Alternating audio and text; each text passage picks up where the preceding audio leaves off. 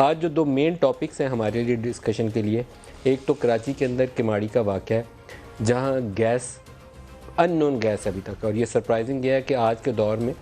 जो atomic super powers हैं दुनिया की चंद एक, उसमें से एक पाकिस्तान है। आज ही के दिन हमने एक ऐसे मिज़ाइल का तजर्बा किया है जिसको हम जहाज़ से भी फायर कर सकते हैं, बहरी जहाज़ से भी फायर कर सकते हैं, और वहाँ पर 10-11 हलाकतें हो जाएँ और हम अभी तक बता नहीं पा रहे कि ये सोयाबीन जो जहाज़ नज़रअंदाज है उसकी गैस लीकेज है।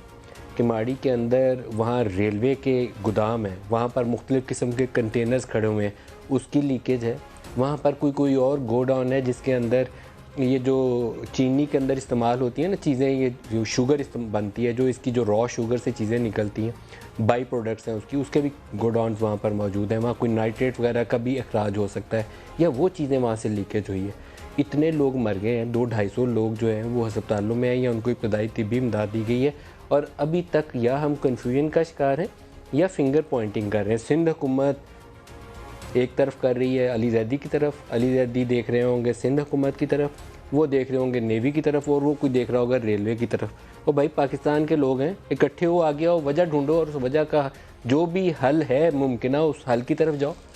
ये एक अलमनाक सूरत हाल है पाकिस्तान में कि कोई भी वाक़या हो जाए, जैसे ट्रेन हादसा हुआ जिसकी सुप्रीम कोर्ट रिपोर्ट सुन रही है, उस ट्रेन हादसे के बाद वज़ीर रेलवे ने फ़ौरन कह दिया ये तो जमात इस्लामी वाले सिलेंडर लेकर आए थे और उस वजह से वो तबलीगी जमात वाले, उस वजह से हादसा हुआ, लोग इसीलिए ज़िंदा जल गए। जो बाद में पता चला कि वहाँ पर एक मेक शिफ्ट किचन बनाया गया था, शॉर्ट सर्किटिंग हुई, उससे आग लगी, उससे लोगों की जानें गई, उससे लोग ज़िंदा जल गए। लेकिन वो ज़िम्मेदारी हमारे यहाँ कबूल करने का, उस पर शर्मसार होने का, और अपने लोगों की जब जानें चली जाएँ उस गफलत की बिना के ऊपर सज़ा देने का अमल शुरू नहीं हो पाया। उसी का शाखसाना ये आज हम किमाड़ी में भी देख रहे हैं।